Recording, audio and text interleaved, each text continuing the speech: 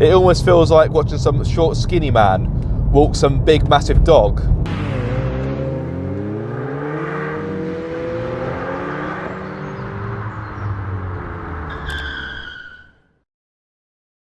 Car Obsession is proudly supported by Exchange My Car, Carly and Draggy. For a limited time only, use Car Obsession 10 to get money off with Carly, and there's also a discount code for Draggy as well, which again is Car Obsession 10.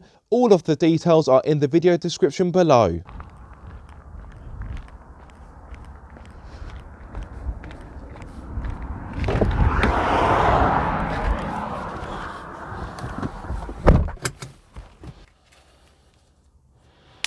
Hello guys, welcome back to Car Obsession and welcome once more to a point of view review.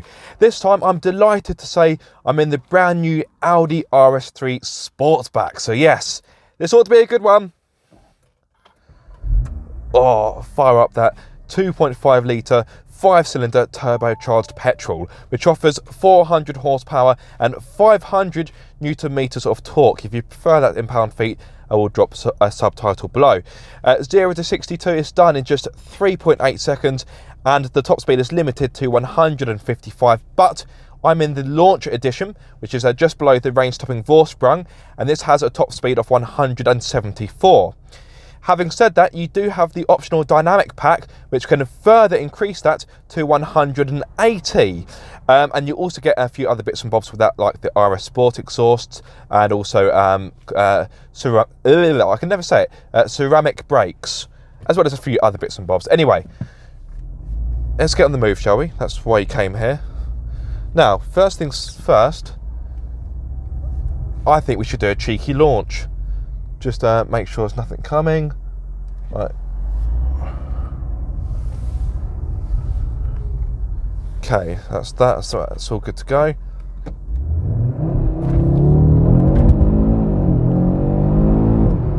Oh, look at that, dead on 60 as well. Very good control. Yes, this car is flipping quick. So quick. Going to go on a slightly different route this time. Keep things a bit fresh. Oh, that motorbike made me jump. So yes, this is a serious bit of kit. As you would expect, I've got a few driving modes at my disposal. I say a few, I've got 6. So drive select, I have efficiency, comfort, auto and dynamic. And I've also got RS individual and RS performance as well. At this moment of time, I've got it in dynamic. And yes, it's pretty fruity, to say the least. The launch edition isn't cheap. The car I'm in has the optional glacier white paintwork. And in total, this car is £60,460. Yeah, that's a fair amount of wedge, isn't it? There is a lot as standard though. So I've got 19-inch alloys, matrix LED headlights, front and rear parking sensors, LED rear lights. I've got the lovely panoramic sunroof. I've got the 10.1-inch touchscreen with Bluetooth, navigation, DAB radio and smartphone connectivity. The 12.3-inch digital cockpit. Oh, that's nice. What's that? Oh, John Cooper works. I've got heated front seats, Napa leather seats, electronically adjustable front seats, plus much more. I've also got a dual zone climate control as well. Let's just turn it around in here very quickly.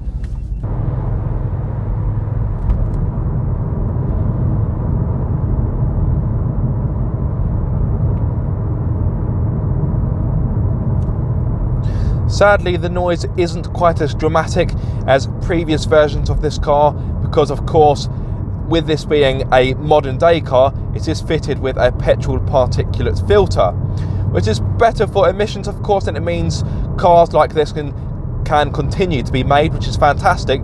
But the small price you have to pay is engine note, or exhaust note I should say. Hasn't got the same kind of crackle as the old car. It has lost a bit of its character, but like I say, it is a small price to pay. do get quite a nice sound in the cabin, but I do anticipate there's some kind of sound imposer feeding noise into the cabin. But hey, I don't mind. I've got no problem with that whatsoever. This engine has got 20 more Newton meters than before when it comes to torque, but the power is exactly the same. The actual recipe for this car is very familiar. I've got a 7-speed S Tronic gearbox at my disposal, and power is fed to all 4 wheels using Audi's iconic quattro system. The 7-speed automatic works very well. Well, I say automatic, semi-automatic really, isn't it? Yeah, it's very slick, very fast, whether you take control of it yourself or leave it to its own devices. And what I like about this S Tronic, unlike other semi-automatics I've driven in recent times, when you put it in manual mode, it is properly manual. So when you hit the red line, it won't change up for you. You can actually hold on to the revs. Well, you do have an electronic limiter, but it won't automatically change up for you. I like that. It means you've got proper control of the gearbox.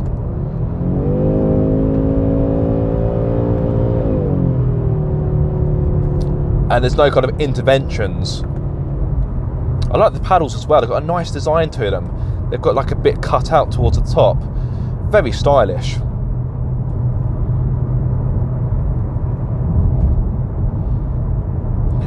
Another thing that comes as standard with the launch edition is the adaptive suspension, and that is a godsend.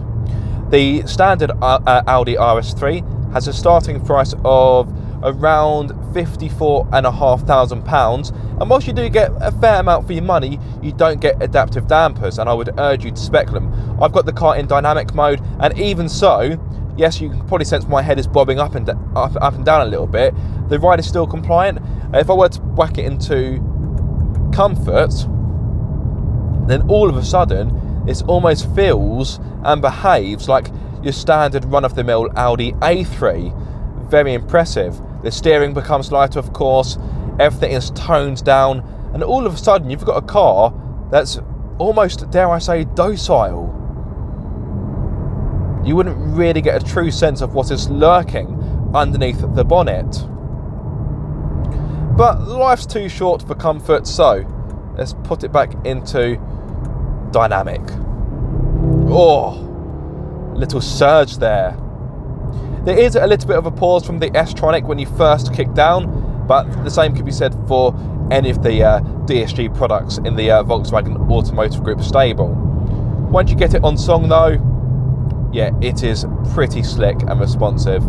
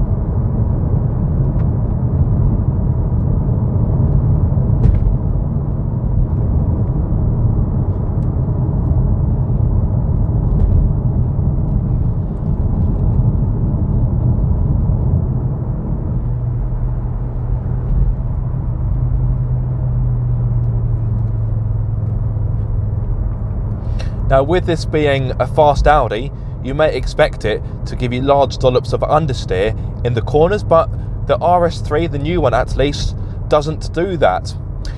There is a new feature for the car which you can't actually really use on public roads, and it's called torque rear. In fact, if you hit the RS button on the steering wheel, you'll see it in the bottom right hand corner. And in essence, what that does is it can send all of the torque to the outside rear wheel to help push you around the corner, limit understeer, and also it gives you a drift mode as well, which I'm sure is lots of fun.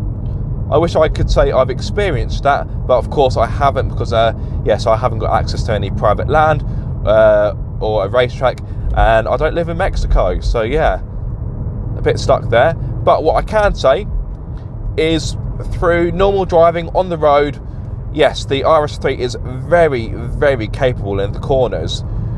The grip is outstanding. The car just feels planted no matter what you do.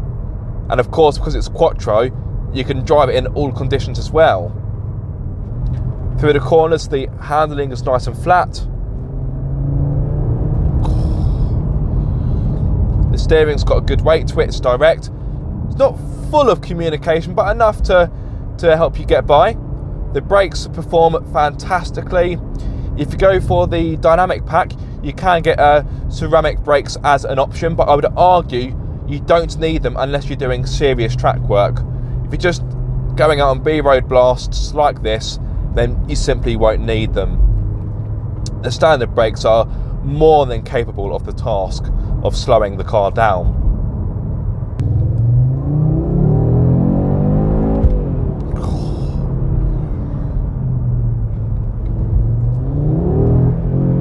Oh, this car is feisty.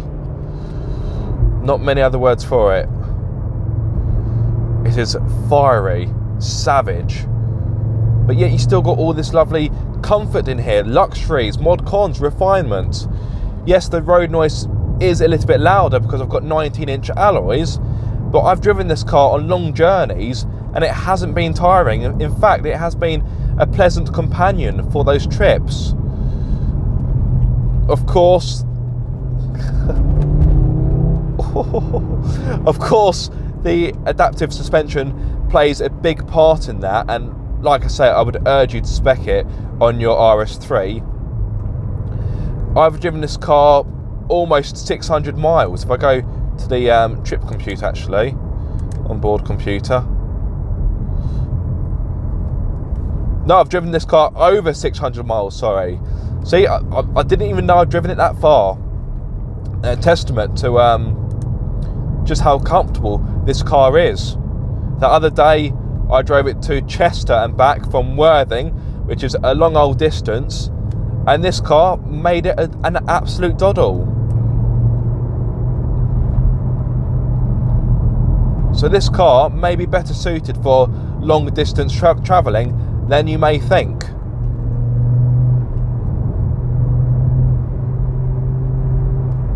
Oh, yes.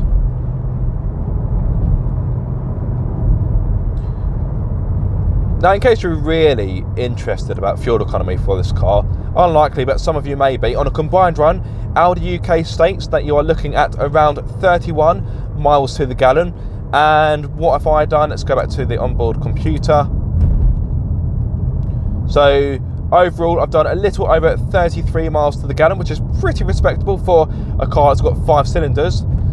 And for today, the MPG is, well, not as good. It's 21.4. Today's drive has been a bit more spirited than previous days, to say the least. In regards to CO2 emissions, you're looking at just over 200 grams per kilometre of CO2,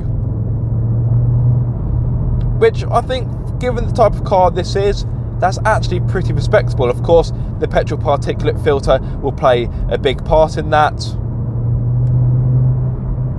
And yeah, some of you may have a downer about the PPF, but it is what it is. Would you rather have that fitted to the car and have the car, or just have no RS3 at all? I thought you'd say that.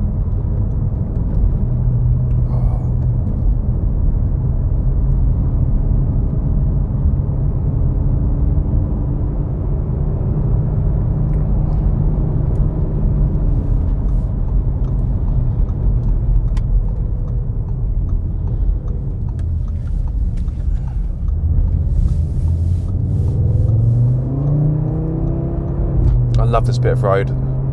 So nice and sweeping. It's even better when you have no one in front of you.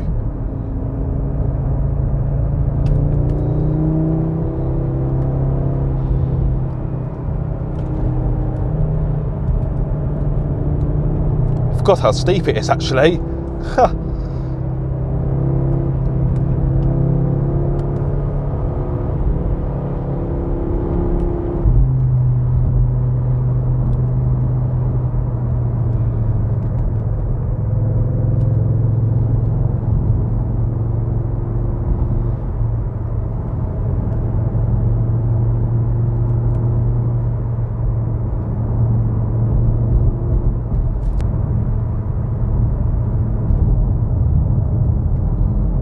Right, I fancy another launch.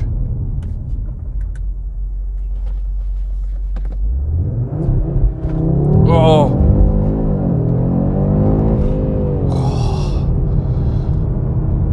That is properly savage. It's very dramatic. It's almost as if you can feel the whole car, the chassis just trying to keep the savagery at bay. It's just trying to keep a leash on the power. It almost feels like watching some short skinny man walk some big massive dog that's just too muscular for him. That's what that kind of reminds me of.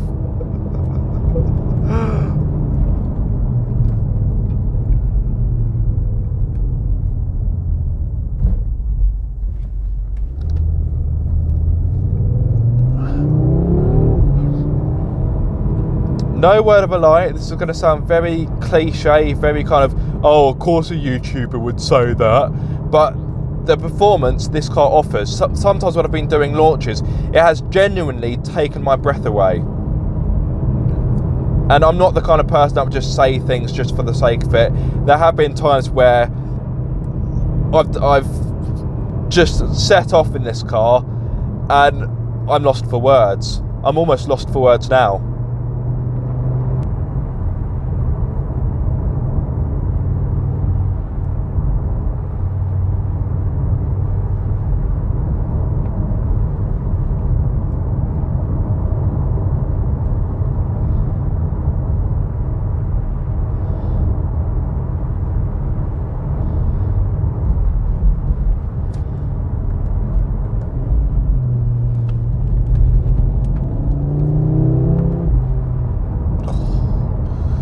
What a machine. I want one. I can't afford it, but I want one.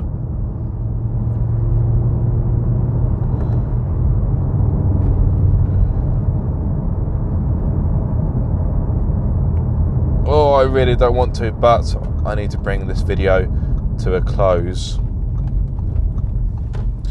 I'm not too sure how much of that video you would have seen because I was stuck behind quite a few Sunday drivers, so yeah, a bit annoying, but it is what it is. It is a nice day after all, so people are coming out. We've had some awful weather in the UK recently, so people are benefiting from some lovely spring sunshine. Anyway, time for me to finish. I do hope you have enjoyed this video or found it useful perhaps. If so, be sure to like, comment and subscribe. If you excuse me, if you are subscribed, don't forget to click the bell icon so you get notified every time I make a video. But until the next time, guys, be sure to keep up the car obsession. Oh.